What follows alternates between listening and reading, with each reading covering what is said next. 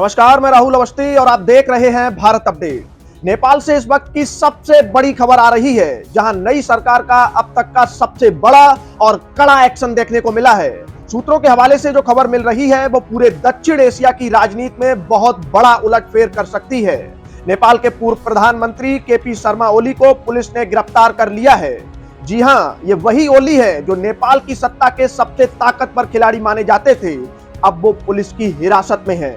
यह गिरफ्तारी कोई छोटी मोटी बात नहीं है, क्योंकि ओली के साथ साथ पूर्व गृह मंत्री रमेश लेखक को भी उनके घर से दबोच लिया गया है। इस वक्त नेपाल की राजनीति में ऐसा भूचाल आया है जिसकी कल्पना किसी ने नहीं की थी। अब समझिए कि आखिर इतना बड़ा कांड हुआ कैसे और क्यों देश के इतने बड़े नेताओं को जेल की सलाखों के पीछे जाना पड़ा।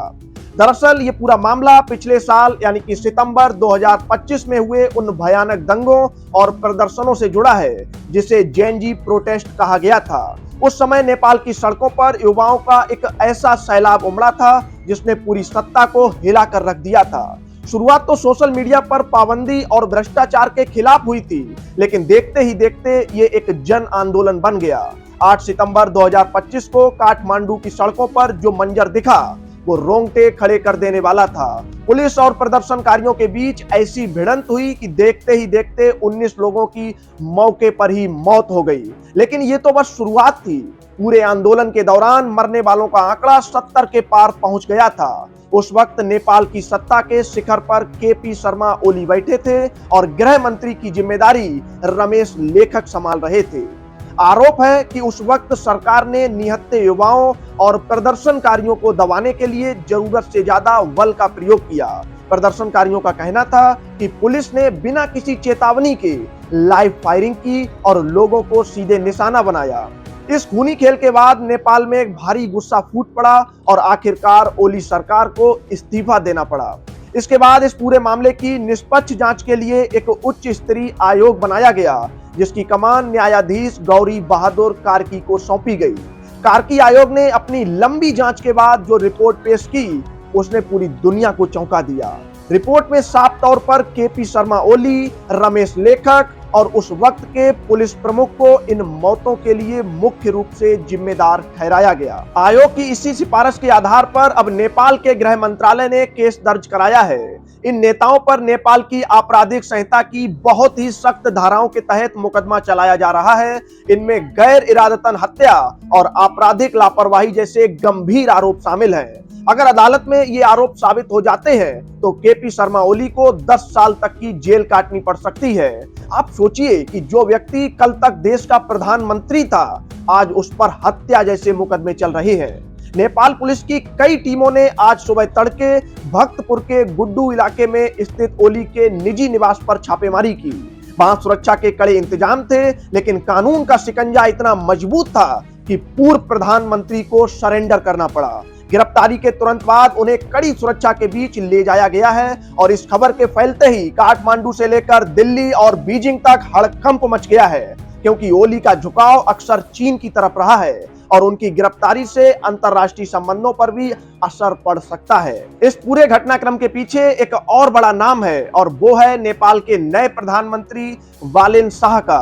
कल यानी शुक्रवार को ही 35 साल के बालेन शाह ने नेपाल के सबसे युवा प्रधानमंत्री के रूप में शपथ ली थी। बालेन शाह जो कभी एक मशहूर रैपर हुआ करते थे और फिर काठमांडू के मेयर बने, उन्होंने चुनाव में वादा किया था कि वो भ्रष्टाचार और पुरानी व्यवस्था को जड़ से खत्म कर देंगे। शपथ लेने के 24 घंटे के भीतर ही उन्होंने इतना बड़ा एक्शन लेकर ये साबित कर दिया है कि वो किसी भी तरह के समझौते के मूड में नहीं है। इसे बालेन शाह का एक पॉलिटिकल मास्टर स्ट्रोक भी कहा जा रहा है, क्योंकि उन्होंने सीधे उन पुराने दिग्गजों पर हाथ डाला है जो दशकों से नेपाल की सत्ता पर कुंडली मारकर बैठे थे।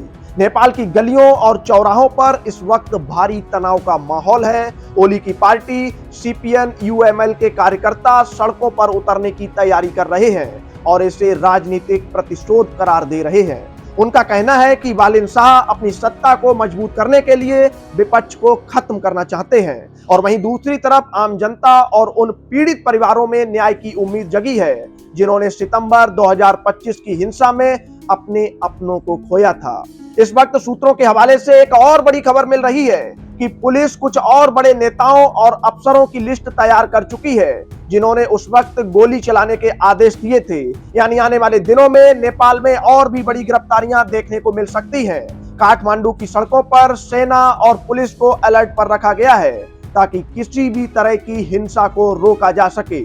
नेपाल का यह घटनाक्रम पूरी दुनिया के लिए एक मिसाल भी है और एक चेतावनी भी कि सत्ता कितनी भी ताकतवर क्यों ना हो, जनता की आवाज और कानून के हाथ उस तक पहुंच ही जाते हैं। अब सबकी नजरें अदालत पर टिकी हैं कि क्या ओली को जमानत मिलेगी या उन्हें अपने जीवन के अगले 10 साल सलाखों के पीछे बिताने होंगे। नेपाल के इतिहास में यह पहली बार है जब किसी पूर्व प्रधानमंत्री को इतने संगीन आपराधिक मामले में जेल भेजा गया है। बालिन शाह की यह सर्जिकल स्ट्राइक नेपाल को किस दिशा में ले जाएगी ये तो आने वाला वक्त ही बताएगा, लेकिन फिलहाल के लिए ओली का रसूख मिट्टी में मिलता नजर आ रहा है। इस खबर में आगे जो भी अपडेट होगा हम आपको बताते रहेंगे। तब तक के लिए नमस्कार।